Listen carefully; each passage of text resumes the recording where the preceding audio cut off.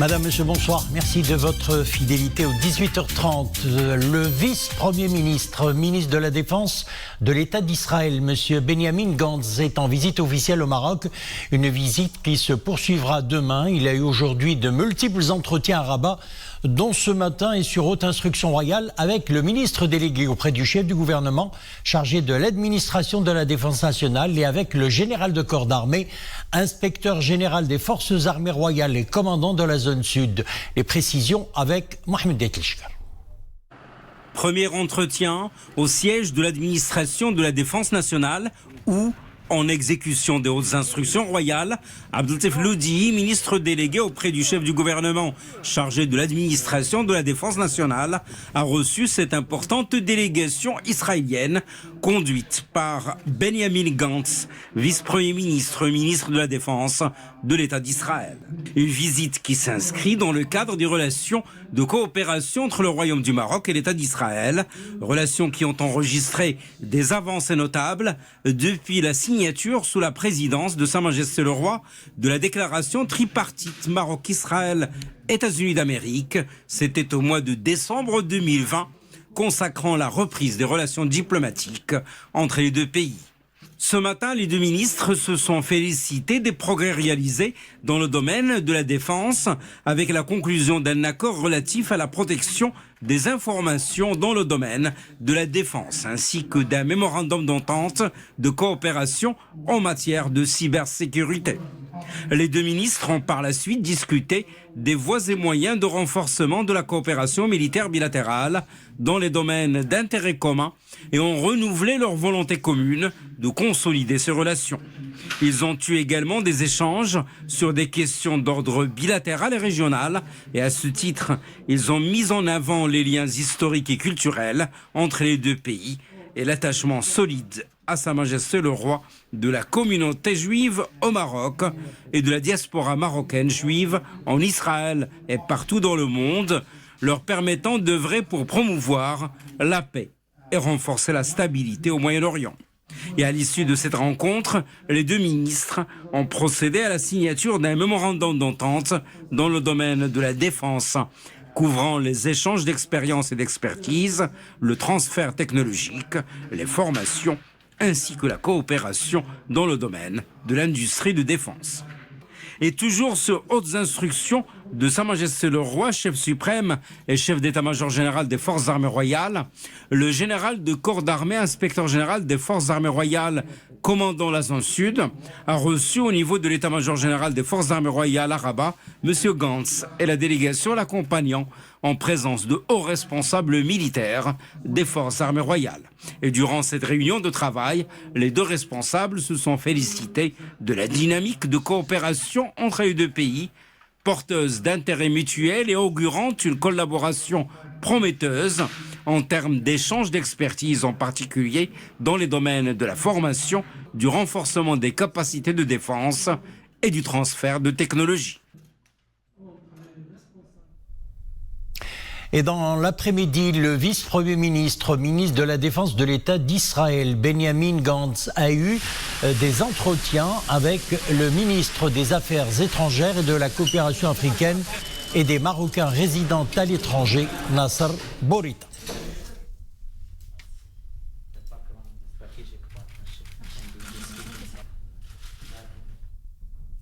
Plus tôt ce matin, le vice-premier ministre, ministre de la Défense de l'État d'Israël, Benjamin Gantz, s'est rendu au mausolée Mohammed V où il a déposé une gerbe de fleurs et s'est recueilli sur les tombes de feu Sa Majesté Mohammed V et de feu Sa Majesté le Roi Hassan II, que Dieu les ait en sa sainte miséricorde. Cette visite s'est déroulée en présence de l'historiographe et conservateur du mausolée Mohammed V, Abdelhak El-Merini.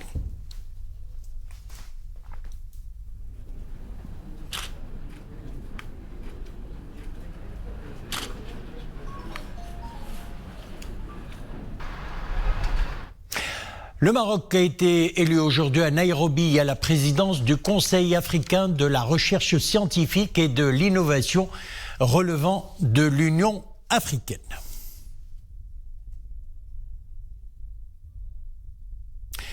Ouverture à Rabat de la conférence mondiale sur la participation démocratique inclusive pour prévenir et contrer l'extrémisme violent. Les travaux de la conférence mondiale de 2 jours se déroulent en mode hybride. La rencontre se veut une plateforme d'échange autour des défis et des bonnes pratiques en matière de prévention et de lutte contre l'extrémisme violent à travers une participation démocratique inclusive. Nous enchaînons à présent avec le bulletin quotidien sur la situation épidémique de Covid-19. 130 nouveaux cas d'infection au nouveau coronavirus ces dernières 24 heures. 4 décès, les cas sévères ou critiques ont atteint 9 au cours des dernières 24 heures, dont 5 placés sous intubation.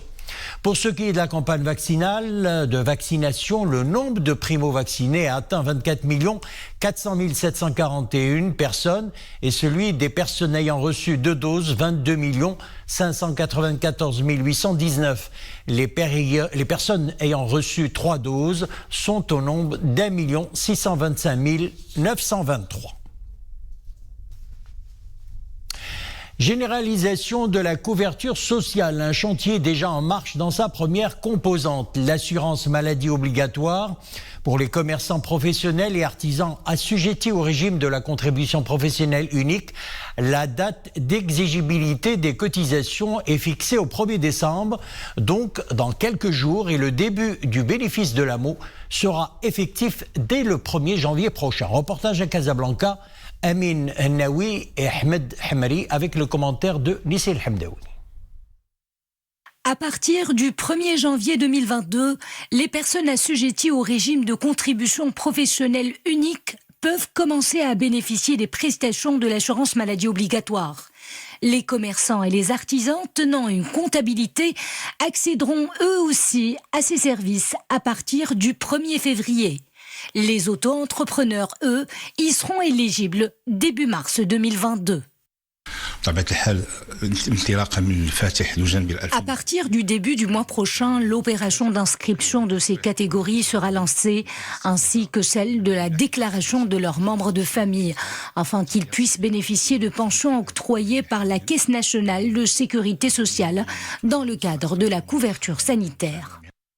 La généralisation de l'assurance maladie obligatoire profitera à 22 millions de personnes supplémentaires d'ici fin 2022. J'invite tous les commerçants à s'y inscrire. Cela leur permettra d'assurer une couverture médicale à leurs enfants et épouses et contribuera à la préparation du terrain pour les étapes suivantes. Cela veut dire tout ce qui est allocation familiale, pension de retraite et indemnité de perte d'emploi. Tous les Marocains doivent tirer profit de l'assurance maladie obligatoire et de la protection sociale afin que l'on puisse assurer une stabilité sociale.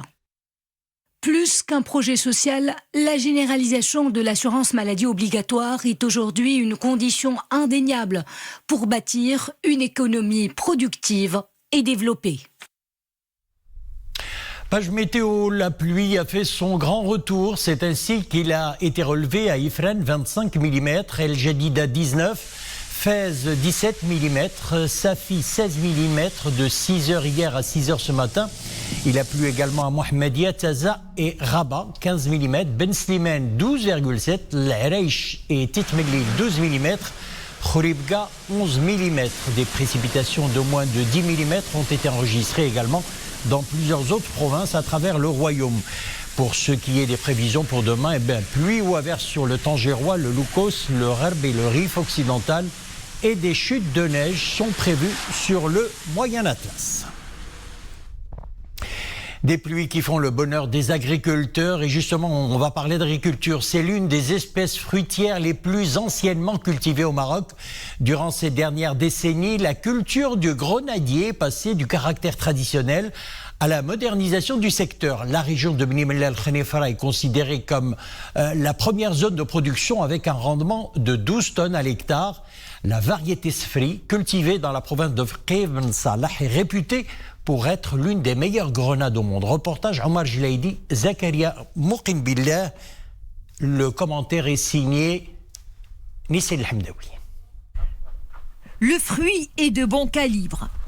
Il est apprécié pour sa peau fine et ses pépins juteux à la saveur sucrée. La grenade Sefri est au centre de l'intérêt des étudiants de l'École nationale d'agriculture de Meknès. Sur le terrain, ils s'enquièrent des techniques pour optimiser la grenade, fruit du grenadier de la famille des Lytracées.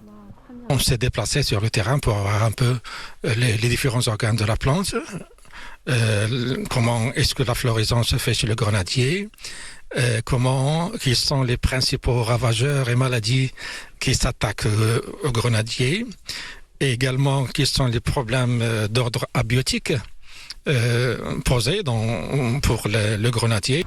Une fois le fruit cueilli, il est stocké et conditionné dans cette unité d'une coopérative de la place. Créée dans le cadre du plan Maroc Vert, la structure compte 180 adhérents.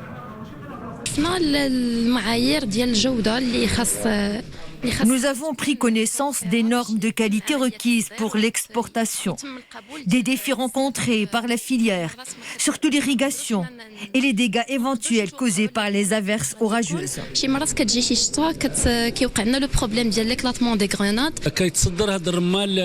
partie de la production s'exporte vers les pays européens comme le Portugal, la France, la Belgique, les Pays-Bas, la Russie ou encore le Moyen-Orient et le Canada.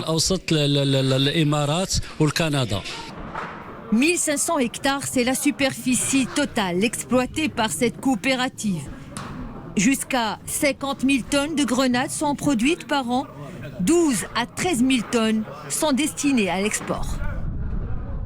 Voilà, vous avez reconnu la voix de Saad Anached. La cathédrale Saint-Pierre de Rabat fête ses 100 ans. Pour marquer le coup d'envoi des célébrations de son centenaire, une conférence a été tenue hier soir à Rabat sous le thème « Une église centenaire pour une communauté chrétienne bimillénaire ». Rencontre animée par le cardinal Lopez Romero, archevêque de Rabat, l'universitaire Driss Khrouz, ex-directeur de la Bibliothèque nationale du Royaume du Maroc, et le père Daniel Nocera, curé de la cathédrale Saint-Pierre. Mounia Marouche, Saad Anached. Ces dames de blanc vêtues portent fièrement ses 100 ans. Sa façade claire et ses deux tourelles se dressant telles des minarets confèrent à cette œuvre cultuelle un cachet architectural singulier. Il y a des chrétiens au Maroc avec des éclipses, il y a des moments où il n'y en a plus eu, il y en a eu de nouveau, etc.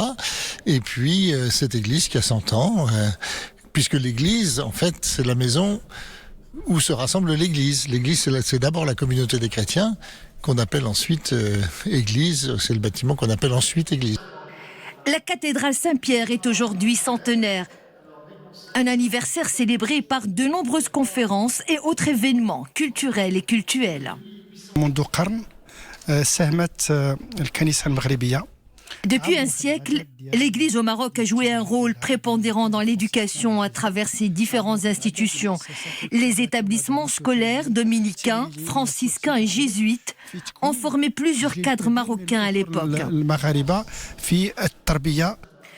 Cela fait 2000 ans que les chrétiens exercent leur foi en toute liberté dans le royaume.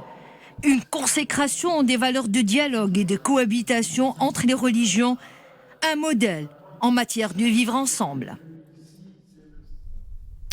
Voilà, c'est la fin de notre édition. Merci de nous avoir suivis. L'info revient à 20h30. Excellente soirée. Demain, à la même place, c'est Iman Abloul. Excellente soirée.